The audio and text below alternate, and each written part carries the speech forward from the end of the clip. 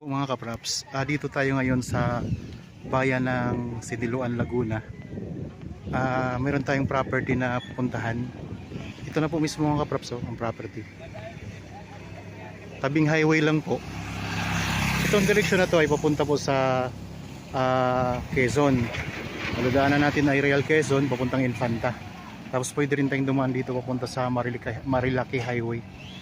Ang frontage po nito mga kapraps mula dito, bali ang frontage ay nasa 50 meters. Ang buong sukat talaga ng lupa ay 2.8 hectares.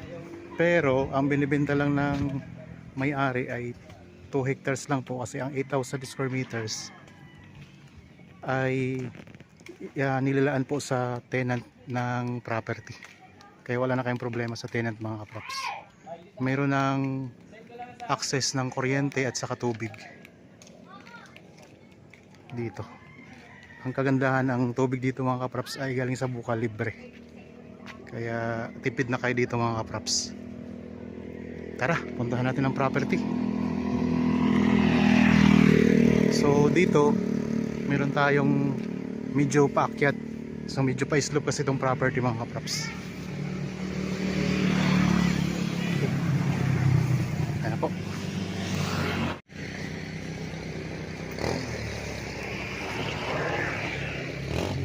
So ang sukat po nito ay 2 hectares. At ayan, katabi lang ng highway. Maraming dumadaan dito papuntang Infanta Quezon, Real Quezon at saka papuntang Marilaki. Tara, libutin natin ang property mga kaprops. Meron itong overlooking views at saka meron itong source of water sa likod, sapa or ilog. Ano to, sapa o ilog? Sapa lang. So meron itong sapa sa likod mga kaprops.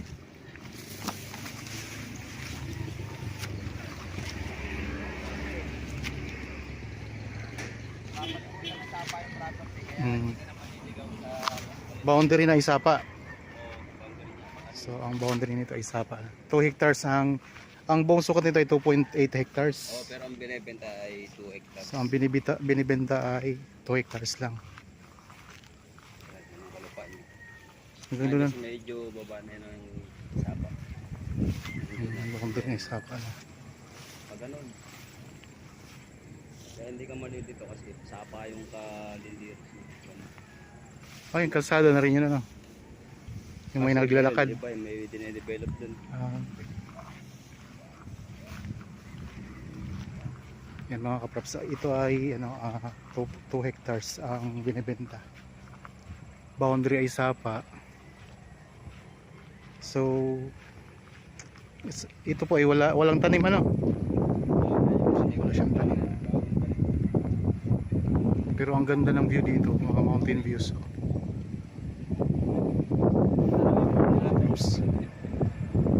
Tanaw natin yung farm ni Atong, yun. So yun ang farm ni Atong mga kaprops. Tara, pwedeng bumaba doon, ano? Yun yung mga boundary niya. Yan, pag ganun na may asapa rin yan. Pag ganun. Hanggang doon sa may kabahayan doon sa dulo. Okay. Agad pa rin yun ang property.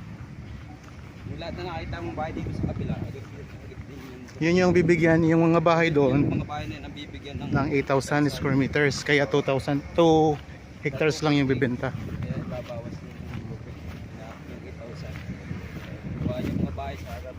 So ang property mga kaprops ay may mga slope. May pa-slope pero hindi siya ganun ka. May patag dito sa taas.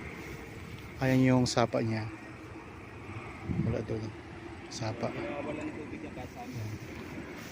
Dito nakawala ng tubig. Dito wala ng tubig.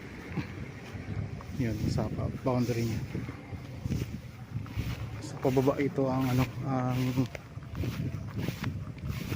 ng lupa. Yung style ng lupa, pababa siya pa slope, banayad na slope. Dito sa taas meron kang dito medyo patag yan.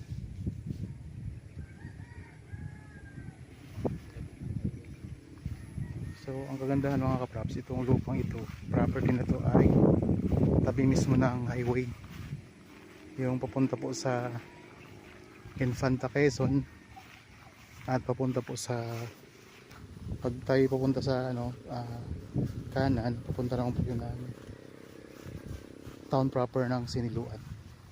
Yan, tanaw natin dito ang sapaw.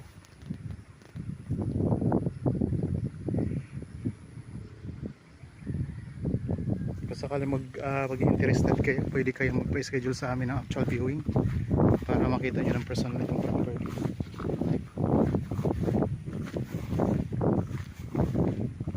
Ikot ko lang po ang camera mga props. Ito yung meron na ditong linya ng kuryente at saka tubig.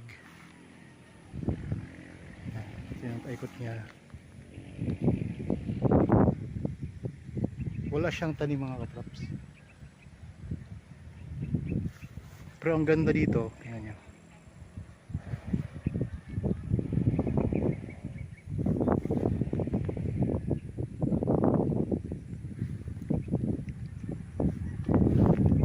Puntahan natin yung sapa para makita talaga natin.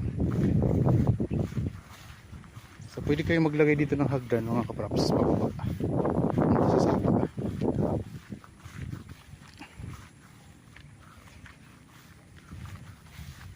Sako po ito ng Siniluan, Laguna.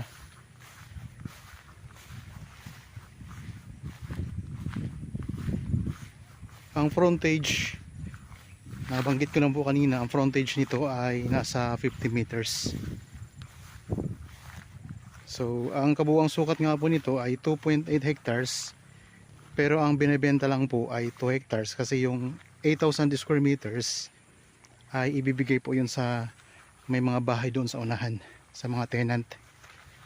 Kaya may usapan na po, ito lang ang pwede yung bilhin, yung 2 hectares mga kapraps. Napapalibutan po siya ng sapa, yun na po ang boundary niya. Ito yung puntahan natin. Yan, nandito na tayo sa pinaka ibabang bahagi ng property. Sa taas kanina mayroong doon, mayroon tayo doong mga mountain views na matatanaw.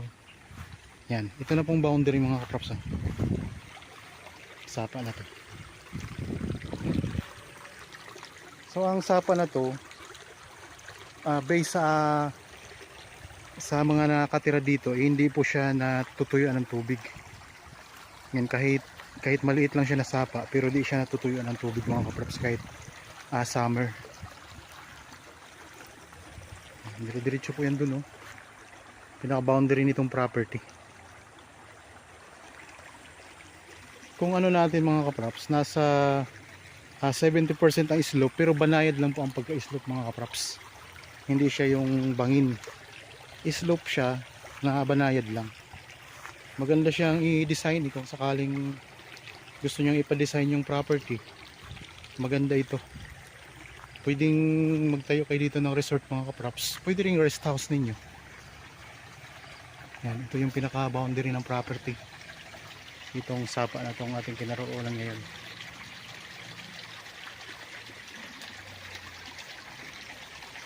Malapit na lang po ito mga kapraps sa probinsya ng Quezon. Papuntang Infanta, Real. So ito na po yung way na yung pinanggalingan natin kaninang highway. Tabing highway lang po, wala na kayong problema, pasok ang inyong sasakyan dito sa loob ng property. Dito sa part na ito, ito yung pinakababang bahagi ng property. Bali siya, may mga tanim na mga Carabao grass. Ayan. Tapos ito kabilang property naman yung mga kapraps, yung mga katabi niya. Ayan, pwede rin kayo dito mag-alaga ng mga alagang mga hayop mga kapraps. Pwedeng baka, kalabaw, kabayo. Ayan. Ayan, pinakita ko lang sa inyo ang boundary papunta doon. So balik na tayo doon sa taas mga kapraps. Medyo pa-stop tayo ng konti, paakyat tayo ulit. Kung sakaling interested kayo sa property, napakamura lang po nito. Ang presyo ay makikita nyo sa description box at sa title nitong video. Yun nga lang po, wala pa talaga siyang mga tanim na mga prutas. So kayo na pong bahala kung gusto nyo ng tamnan. Nasa inyo na po mga kapraps. Maganda rin po ang lupa dito sa Siniluan. Kaya ng lupa mga kapraps. Tsura ng lupa. Ayan.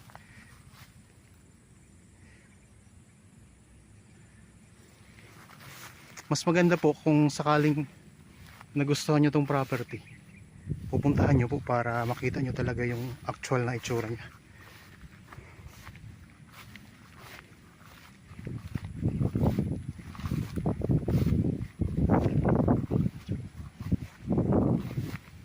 Meron din naman siyang mga pailan-ilan na mga tanim. Yan, meron siyang tanim na puno ng niyog. Yan yung karugtong ng sapo. Yan tayo, dito tayo kanina mga kaprops. Yan yung karugtong. Pag ganun siya, yung nakikita yung palalim, yun yung pinaka boundary.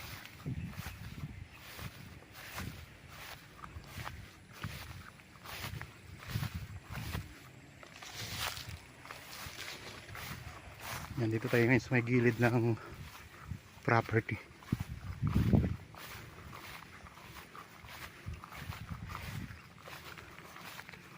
Dito tayo sa medyo pababa ng konti. Yan, meron din siyang tanim. Yan yung sapa. Tapos yung mga tanim siya sa gilid-gilid, pero paunti-unti lang ang tanim dito. Yan, sako pa po yan. So dyan sa may harapan nito, sa tapat ng highway ay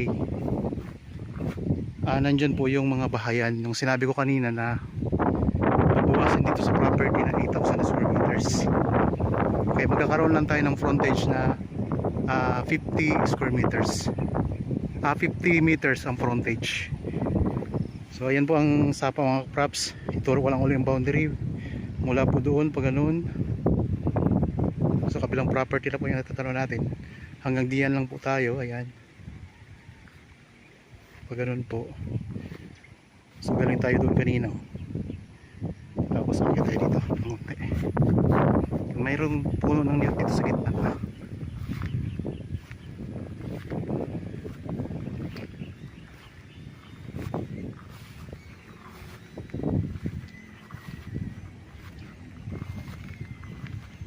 Ayan. So yung mga kasamahan natin dito,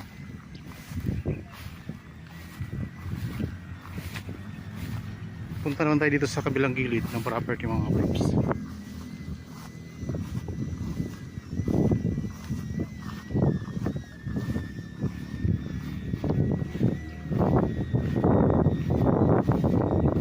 Tapos tanaw natin dito yung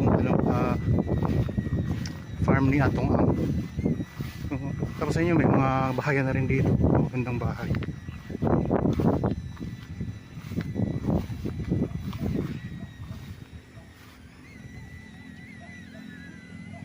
Nagpalipad sila ng drone. Yan, may poste ng Meralco doon. Kasi yung mga tanong natin dito, magandang mga mountain views.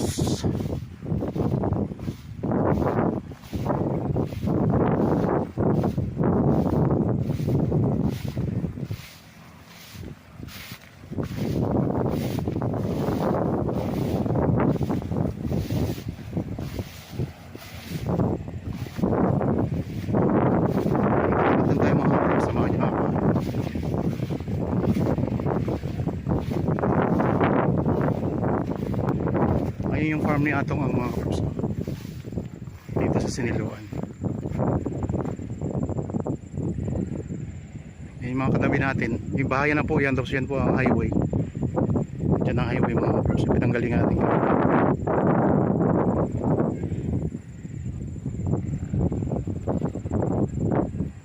Marami na rin dito mga dinidevelop. Ayun, mapapansin nyo, kalsada po yan, ginawang kalsada. May mga dinidevelop dyan na property.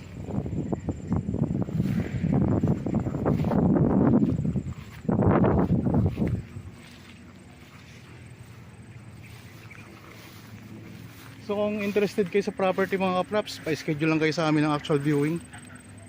Ayun lang po ang contact details namin. Pwede kayo sa Viber, cellphone number, Facebook Messenger, WhatsApp, at saka mayroon tayong cellphone number dyan mga kaprops. Chat, tawag o kaya ay text.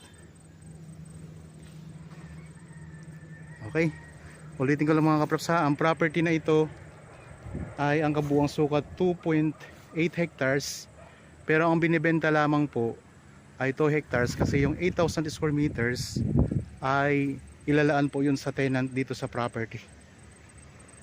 Tapos po, ang frontage nito ay nasa 50 meters. Ang lupa ay mayroon siyang patag dito sa bahaging ito mga kapraps. Mga 70% slope pero hindi siya ganun ka-slope. Tingnan nyo, pag ganun lang siya, banayad ang pagka-slope lang niya. Papunta doon sa sapa mga kapraps. Mga siguro 70% ang slope dito.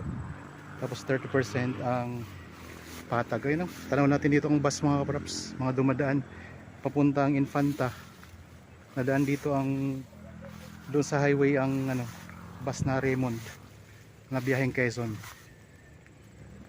Okay, sana po ay nagustuhan niyo ang property na in-offer ko sa inyo ngayon. Para po sa mga bago pa lang sa aking channel at padaan lang dito sa aking channel, huwag niyo pong kalimutan mag-subscribe at pindutin na rin po ang notification bell para maging updated kayo sa mga bagong property na i-offer namin.